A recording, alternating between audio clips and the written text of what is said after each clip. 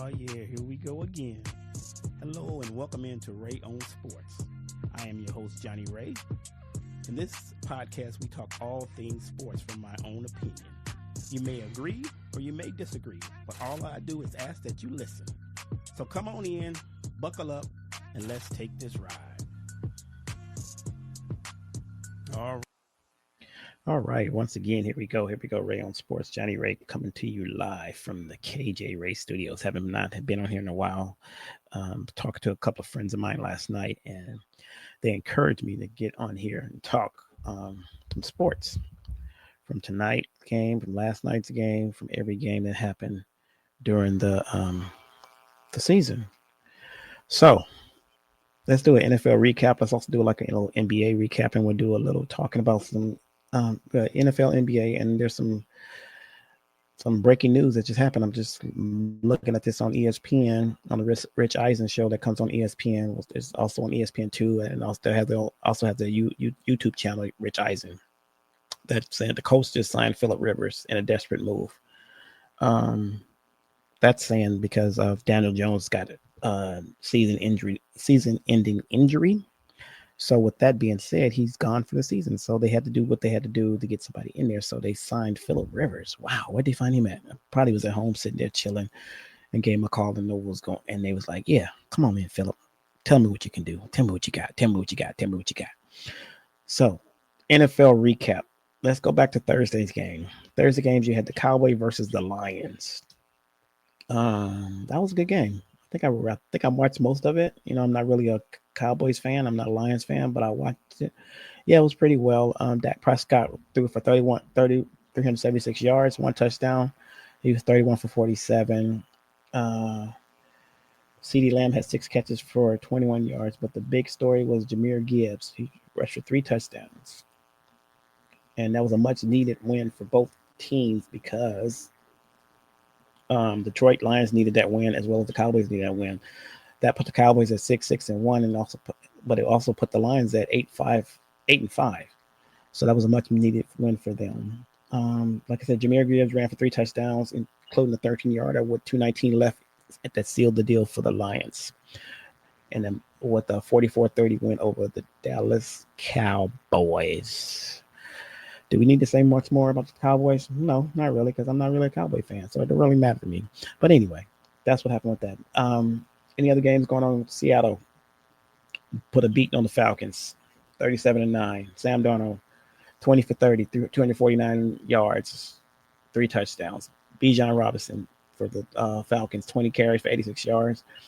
And Jackson Smith and Jigma, 7 receptions, 92 yards, and 2 touchdowns. The Seahawks are for real, you guys. If you don't know, you better ask somebody. Sam Darnold has reevaluated and revitalized career, coming from when he played in Minnesota last year and got his attention, got in the right system, got with the right coordinator, got with the right coach, and they sparked some in Sam. So the Seahawks took a chance on him. Took a chance on him. And it's paying off. The Seahawks are now 10-3, and I believe they're second in the NFC West behind their LA Rams. They're doing well. If I had a choice, would they make it to the Super Bowl? Don't know. Don't trust Sam. Sam showed last year when he played for the Vikings that he didn't come through in the big game. He might do it this year, but I'm not too sure. But I know last year when it came to the big game, I think he played the Rams. Was it the Rams? No, I'm sorry. Sorry, the Eagles, that team that actually went to the Super Bowl, that he didn't make it. So we'll see this year. We'll see how it goes. I'll let you know. Next game, Bengals versus the Bills. This was a very outstanding game. From what I heard, Joe Burrow was there. He went 25 for 36, 284 yards, and 4 touchdowns. Jameer Cook for the Bills, 18 carries for 80 yards. And Dalton Knox for the Bills, 6 receptions, 93 yards. Recap of that game.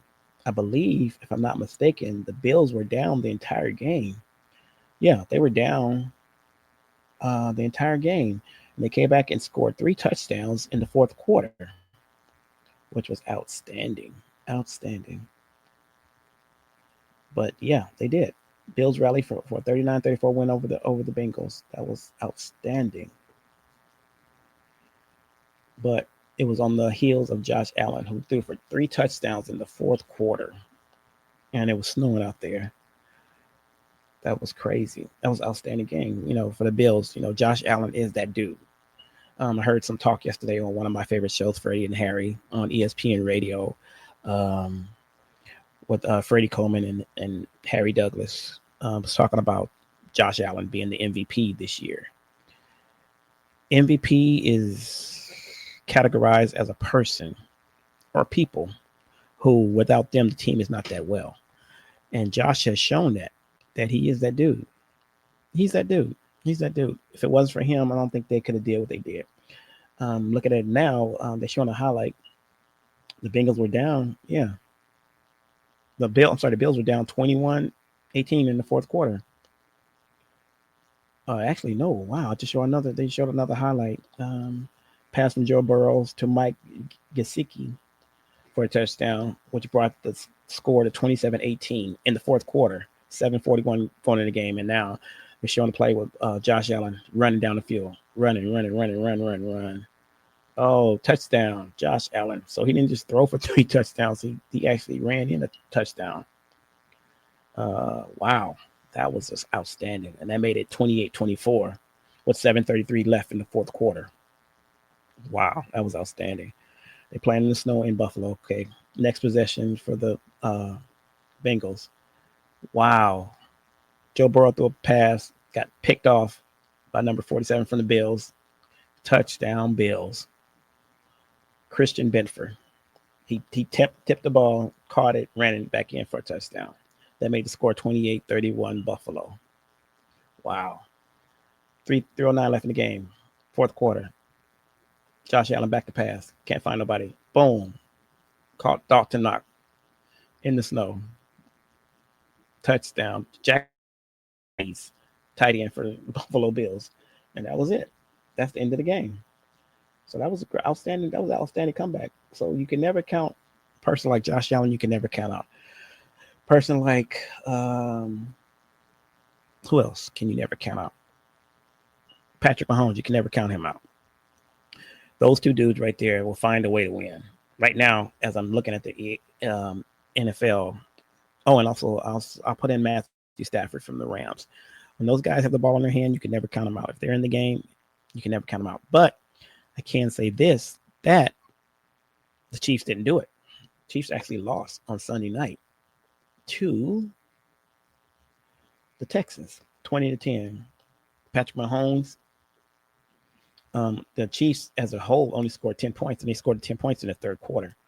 Texans had this game from jump. The defense played lights out. Now, I'm not saying the Chiefs defense didn't play lights out. They did play lights out, but they did not come at the right time. And I'm sorry, I was looking at something on my screen trying to check something out. But anyway, the Chiefs were playing lights out, and Chiefs defense were playing lights out because during that third quarter, when the Chiefs wasn't scoring, the defense, Chris Jones and those boys got up there and started hitting some people and making them uncomfortable and, things like that. But it did not matter. The Texans went into Arrowhead and beat the Chiefs. Now that puts the Chiefs at 6-7, which gives them like an 18% to make the playoffs. It's the first time in a long time the Chiefs has been there. Can they pull it out? We'll see. Maybe they can, maybe they can't. A couple other games, the Rams and Cardinals, 45-17 was never questioned. Bears versus the Packers, good game. I believe that at the end of the season, the Packers and the Bears will probably be fighting for the division of the NFC North if nothing changes. So I think it's like 4 games left or something like that, 3 or 4 games left. But we'll see. The Broncos versus the Raiders. Yeah, that was a snoozer. Steelers came out and beat the Ravens, which everybody picked the Ravens to win that game. But there it is. Aaron Rodgers, 23 for 34, 284 yards and a touchdown. And they held Derrick Henry to 94 yards rushing on 25 carries. DK Metcalf, 7 receptions, 148 yards. So the call, if you've been listening to sports talk radio or anything, they've been in Pittsburgh, they've been calling for Mike Tomlin's job. I think it's unfair because Pittsburgh is not that organization that just gives up on their coaches. Pittsburgh is that organization that if you show, that you're willing to win, Whether they win the Super Bowl or not, I don't think it matters. I think for their organization, it's more about the attitude coming in there. So Mike Tomlin's been there for a long time. I think in Pittsburgh's history, there've been teams that have coaches, forever, and Pittsburgh doesn't do that. Pittsburgh been having their coaches for forever. They don't change coaches like you have a lot of teams that change coaches like they changing their underwear. Put it like that. Pittsburgh is not not that team. They keep their coaches. They give them a chance. They may change out players, but they give coaches a chance. And I don't think that they've changed coaches that much over these past decades. I'm trying to pull them up now. Coaches for the Steelers before Mike Tomlin.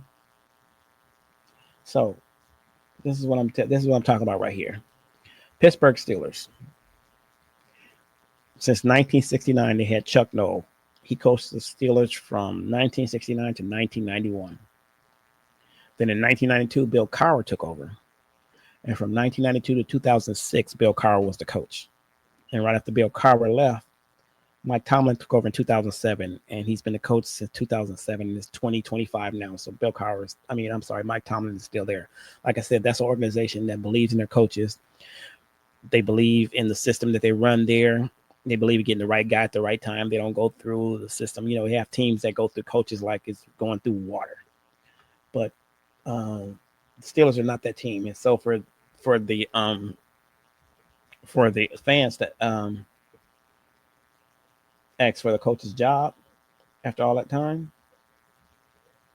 that's a travesty. I'll give you another example. So I talked to you about the Steelers having 3 coaches over the last 20, maybe 35, 40 years. Let me read off the coaches for the Cleveland Browns. This is one of those franchises that could never get it right.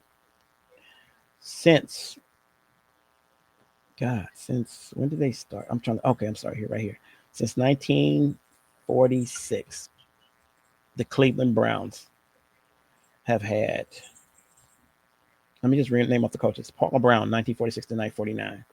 And then, 1946 to 1962 was Paul Brown. Then they had Bladen Collier from 1963 to 1970. Nick Storick from 1971 to 1974. Forrest Gregg from 1975 to 1977. I think they had Dick Moselle from 1977. He was the interim head coach. And then they hired Sam Rutagliano, who was there from 1978 to 1984. Marty Schottenheimer, that's a name that you should know. He was there from 1984 to 1988. They didn't give him a chance. I don't know what they were thinking. Then they had Bud Carson from 1989 to 1990. Then they had Jim Stoneferner. I guess he was an intern coach. He went 1-6. Then they hired Bill Belichick.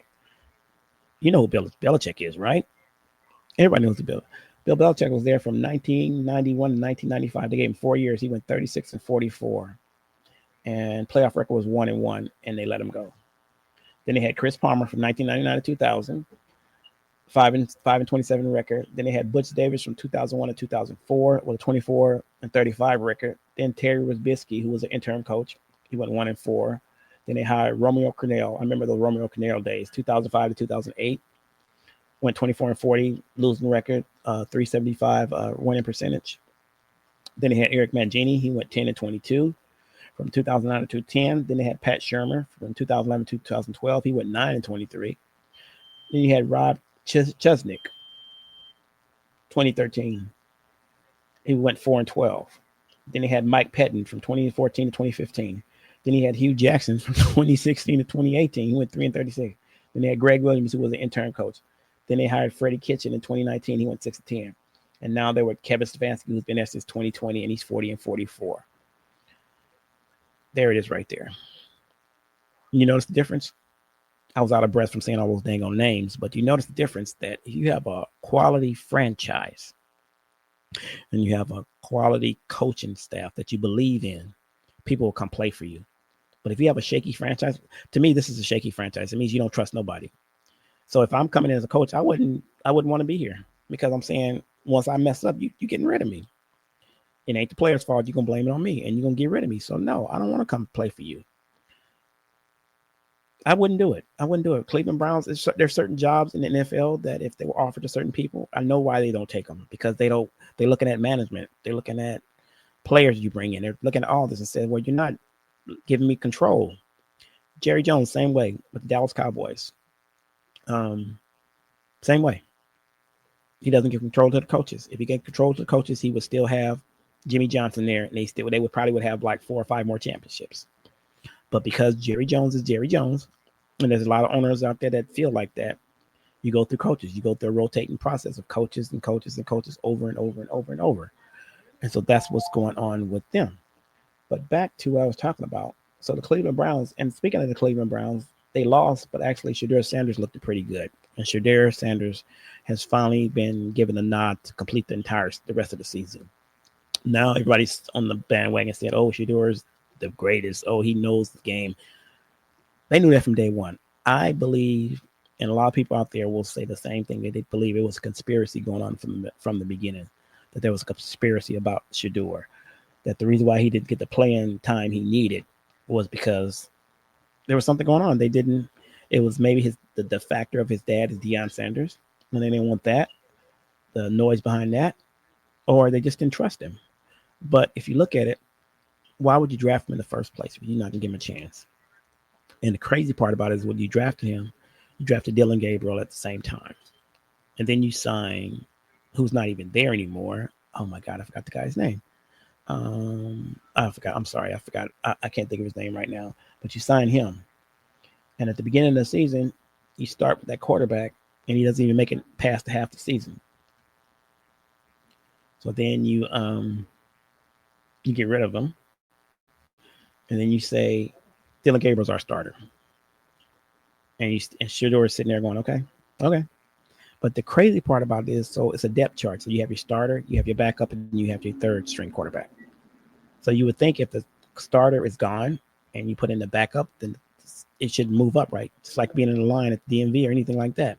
The line should move, correct? That didn't happen. When they did that, then they plugged somebody else in front of Shador and still made him third quarterback. They put another guy ahead of Shador, and I'm like, what? What are y'all doing? And that's why everybody keeps saying it sounds like a conspiracy, against Shador. A lot of it's overconfidence with Shador, but what I love about him is he always gives God the glory for everything he does. And when God's on your side, you're gonna go through things. You're gonna go through trials. You're gonna go through tribulations. You're gonna go through people not liking you. But as long as you got God on your side, in the end, He'll make it all right. So for Shador, I love that he kept his confidence. I love that he didn't hold his head down. I love that he kept poised. He said what he had to say because he is who he is. He's Deion's son, and he is who he is. But he never gave up. He did what he had to do. He stayed in there. He played, and he played to the best of his ability. And I think he will be, if they don't make any crazy decisions over the year or next year or the draft, I think he'll be the starting quarterback going into next year at the Cleveland Browns. And they need that stability like that. They need a leader. They haven't had a leader. This I was talking about their coaches. I think the same thing. The same thing will go with their quarterbacks. I think over the years they've had, God, oh my God, I can't tell you how many quarterbacks they had over the years. And it's the same thing. It's just that they don't trust. They don't trust. Joe Flacco was the guy they had. So over the years, oh my God, Jesus, it's too many to name. They had so many quarterbacks. They had Joe Flacco, RG3, Colt McCoy, Case Keenum, Derek Anderson. Oh God, Brian Hoyer, Jacoby Brissett, Brandon Whedon, Austin Davis, Tim Couch, Josh McGowan, Luke McGowan. Are they brothers, Josh and Luke? Tyrod Taylor, Jeff Driscoll, Bruce Gradowski, Thad Lewis, Brady Quinn, Jeff Garcia, Brian Sipe, Charlie Fry, Otto Graham, Doug Peterson, Vinny Testaverde, Paul McDonald, Frank. That's too many quarterbacks for one franchise to have over their existence. That's too many. That means you don't trust anybody. So your quarterbacks are not, and even for you to have a coach to come in and you don't have stability in your quarterback rooms, that means you don't have leadership. You don't have stability in your front office. You don't have leadership anywhere. And so, why do you play? Why would you play for a franchise like that? That's just my opinion on it. So anyway, what I said about the recap. What the other recap? The last game. I think that's all in the games. We talked about the Chiefs. The game last night that happened last night, Eagles versus Chargers. Oh my God, that was a good game too. That went down to the wire, went to overtime, and overtime ended with a interception from the Eagles to the Chargers, and that was game over. But I would not put the interception on the quarterback. I would put the quarterback threw it right where he needed to throw it. The defender just stuck his hand out there. If you look at the replay, the defender stuck his hand out there, and that's what caused the interception. So it wasn't like the quarterback missed a receiver or anything like that. Actually, it was a defender that was defending the other receiver who stuck his hand back and tapped the ball in the air, and then the defender that was guarding the receiver who was supposed to catch the ball, he's the one who got the interception. So that was a crazy game. And I was watching it last night going, oh my God, that's crazy. How can that happen? But it happened. It happened. So that's what with that. Now, moving on. NBA. Well, I'm sorry. They're going over the game again about the Chargers. I already saw that. I don't want to see that anymore. NBA. Right now in the NBA, Oklahoma City Thunder is the top team in the league. They've only got one loss. They got 20 wins and one loss. They're on a historical pace. We'll see. We'll see how they go. OKC. I know the Lakers. They beat the Lakers. They've beaten everybody. Everybody put in front of them. They only lost to one team, which was the Portland Trail Blazers, but then they end up playing the Portland Trail Blazers again and beating them. So who is the top team in the West? Well, let's look at the NBA power rankings. They got Oklahoma City at number 1. Jalen Williams is back. He's averaging nearly 5 threes per game since he's been back. Went over the Blazers. He had 16 points, 8 rebounds, 5 assists, and 3 blocks. So Jalen Williams, they really didn't really miss him because they played well without him with Shea and Chad and all those other guys over there. So they're doing good. Their record is now 21-1. They won last night. And their next game is against Dallas, which is, they already had played Dallas. This is the old power ranking. Sorry. So December, they played Dallas and Utah, and they won those. So they're probably now 23-1. I'm looking at the old power ranking. The old record. Sorry, excuse me for that. Next team, Detroit Pistons are 17-4. That's a team that came out of nowhere, and nobody expected Detroit to be that good. Cade Cunningham was named East Player of the Month, and JB Bickerstaff was named East Coach of the Month. They're showing something, but this is the regular season, and if you don't know, every season there's always a team. Every season, there's always a team that comes out of nowhere, and people don't expect them, and then they start rolling and rolling and rolling. And I think I said this before on a podcast that once you realize who they are, and once you catch up to who they are, once they finally get there, by the time the season's almost done and they're in the playoffs, and then you find out who the real team is once they get to the playoffs, and if they don't make it, then it's like, okay, well, they caught everybody off guard. That's why they were so good. Perfect example, Cleveland Cavaliers. Last year, they caught everybody off guard. They waited all the way to the playoffs. And I think I don't know if they got to the Eastern Conference Finals, but they ended up getting beat by a better team. I think it was the New York Knicks that took them out. I'm not sure. I got to look back at that. But that was one of the teams last year that everybody wasn't prepared for. And they came and caught everybody by surprise. And before they know it, they had the best record in the league.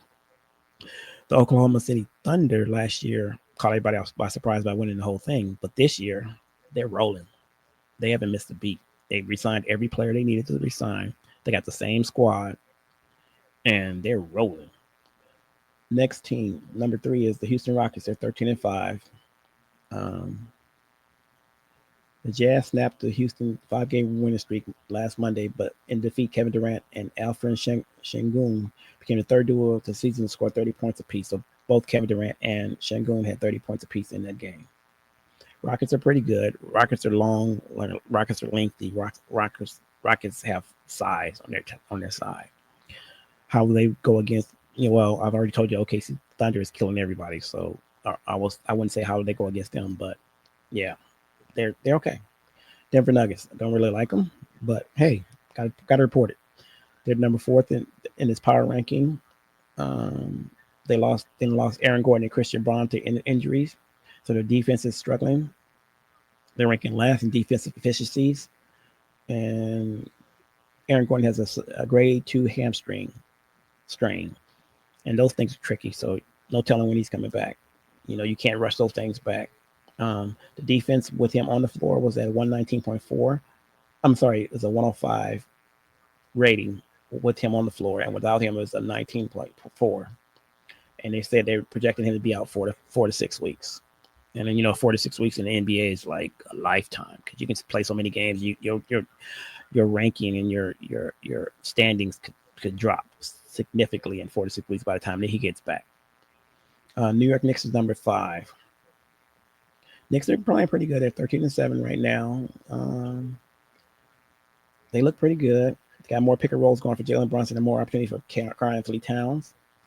In the past 7 games, Brunson is averaging 29.3 in the last 7 games. OG Anunoby is back on the court. I think I saw a highlight of them last night. They're playing pretty good. They look good. The Los Angeles Lakers.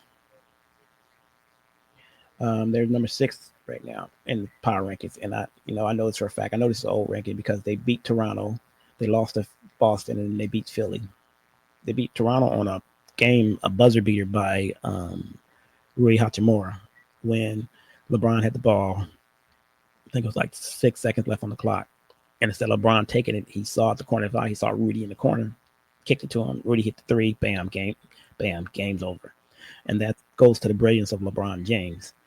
People say that, he's this, he's that, he can't work, he can't play with this person, he can't play with this person, but he's playing, and he played well. In the Boston game, he didn't play as well, but in the Philly game, he took over that game at the end, and he made everybody remember who he was. He was the king. Their next game is against San Antonio this Wednesday, and I think it's for the Emeritus Cup. Well, that's one of the games in the Emeritus Cup, so we'll see. But Luka's doing his thing. I think, is averaging like 35 a game. Austin's averaging about 30 a game. LeBron's doing what LeBron does. I think the Lakers will be fine. Defensive wise, they still have some issues with guarding the 3, and I can see it when I'm watching the games that there's a lot of players that shoot better from the corners, and they slide to the corners, they drift to the corners, and you never catch them. You're focusing on the guy driving to the basket, and he always kicking it out to the corner, and they're always out of position. So if they can clean that up, I think they'll be okay. Number 7 is the Miami Heat. Miami Heat is a record of 14-7. They won 7 of the last 8 games, and Tyler Herro was back in the offense. He's averaging 24.7 in the 4 games since returning. He's hitting 13 threes in his past 3 games. Jesus, wow. That's pretty good. And I believe they beat the Orlando Magic. Like I said, this is the old thing. Number 8 is San Antonio Spurs. Wembanyama is out. Steven Castle is out. But they're back on the court as practice squad. I think the game I saw last night, the highlights I saw last night, I think Steven Castle played last night.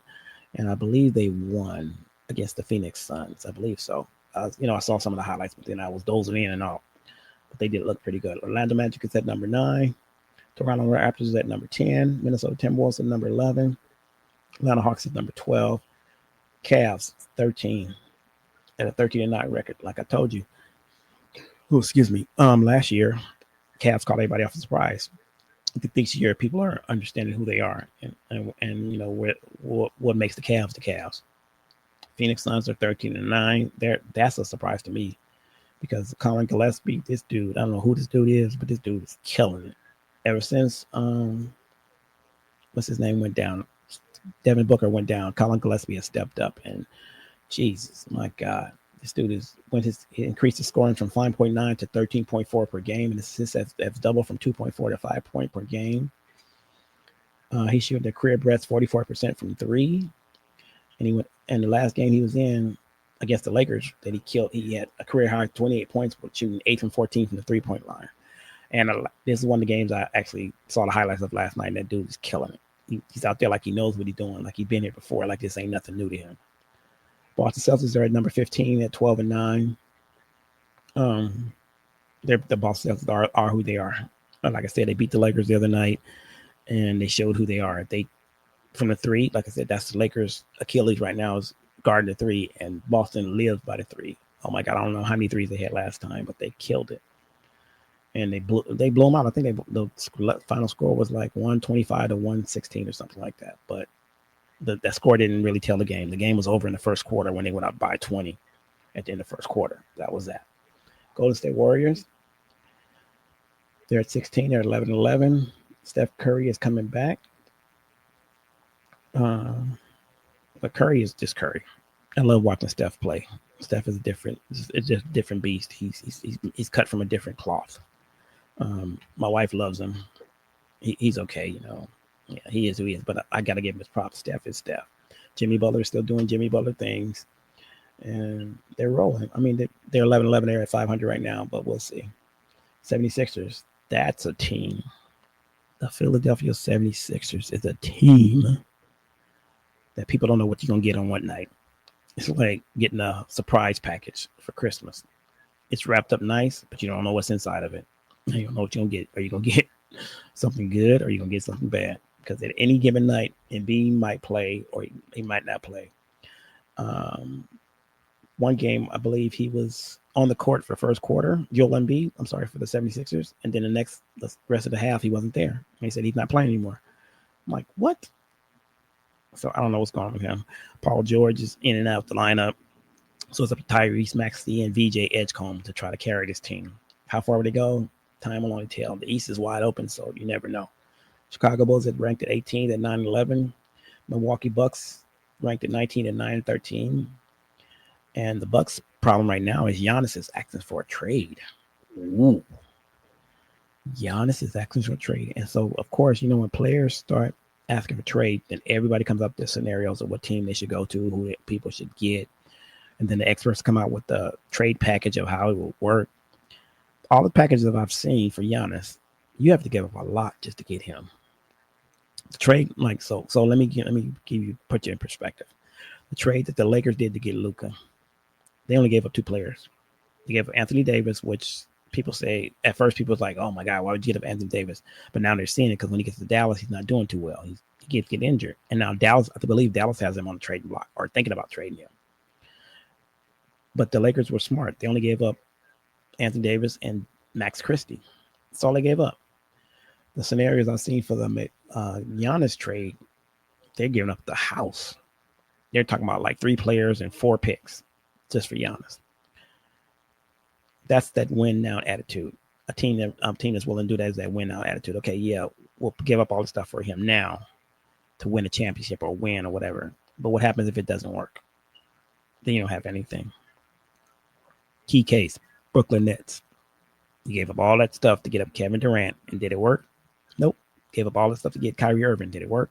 Nope. And look at them now. So that's what I'm saying. You give up too much for one player, and then then Phoenix did it. They gave up all the stuff to get Kevin Durant, and it didn't work. Boop. Now he left. Now he's in Houston. But Houston got him signed, and they're saying he's going to stay in Houston, and he likes it in Houston. But we'll see. Memphis Grizzlies are ranked 20th. Portland Trail Blazers are 21. Dallas Mavericks, like I said, they're horrible. I mean, not horrible. They're 7-15. But the thing about it is, you can't tell on Anthony Davis. You got Cooper Flag, #1 draft pick, who's doing his thing, but Anthony Davis is your big factor. Everybody's doing it. And here's the thing I heard, and let me give you guys this. They have, what's his name? Oh my God, I can't even think of his name. They have, oh my God, Thompson, Klay Thompson. Here's the rumor that I heard. I read somewhere that they said Klay Thompson, the reason why he picked the Mavericks over the Lakers is because he wanted to play with Luka. He said because he was in Golden State, and Golden State came to him and said that we want you to come off the bench now. He said, I didn't want to do that. I want to go play with a superstar that I can win with right now. So he picked the Mavs because they had Luka. Now, you know where Luka is now? At the team that you decided that you shunned. You said, I don't want to play with LeBron. I want to play with Luka. Where's Luka at now? And Here's the other crazy part. He's coming off the bench. Clay is coming off the bench. The thing, my wife looked at me crazy when I said that. Clay is coming off the bench. The thing he did not want to do when he was in Golden State. I understand your role. I don't want to come off the bench anymore. I'm sure Golden State came in and said, look, we want to keep you. We want you to retire here. But this is what we want to do moving forward. We got some young guys coming in. We want to give them a chance. And it probably was a temporary thing to see what the guys would do. They probably would have put him back in the starting lineup. But he was like, no, I don't want to do that. I'm more valuable than that. So he left to go to Dallas to play with Luka. But, it's funny. I'm leaving one place because I don't want to come off the bench. I go to another place because I want to play with this player. The franchise trades that player, and I'm still coming off the bench. Make it make sense. Make it make sense. Make it make sense. I'm just saying. So other than that, the other teams, you got Utah Jazz, the Charlotte Hornets, LA Clippers, Sacramento Kings, Indiana Pacers, Brooklyn Nets, New Orleans Pelicans, the Washington Wizards. The usual bunch. What was the name of that movie? Oh my God! They said the usual suspects. That's what they call.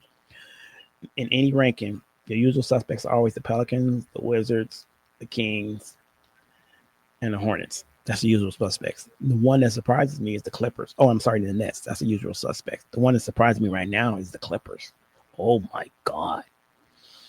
So here's the thing with the Clippers, and I'll be done after this. The Clippers had some issues with Kawhi, with the owner, about, come to find out, over this guy, I forgot who his name was, but he has this podcast out and he talks about the real truth about the Clippers and Kawhi Leonard. So come to find out, and this is what I've heard. This is not my opinion. This is what I've heard. That Kawhi went to Toronto. Remember when he won a championship in Toronto? He went back to Toronto, and they said, we want to re-sign you. His uncle started talking for him and said, hey, this is what Kawhi wants. He wants X, Y, and Z to stay here. And they were like, we're not giving up X, Y, and Z for him to stay here. We're not doing it. So they said, okay, we out of here. They went to go talk to the Lakers. They went to go talk to the Clippers. He told the Lakers, I'll come if you get Paul George and you give me X, Y, and Z.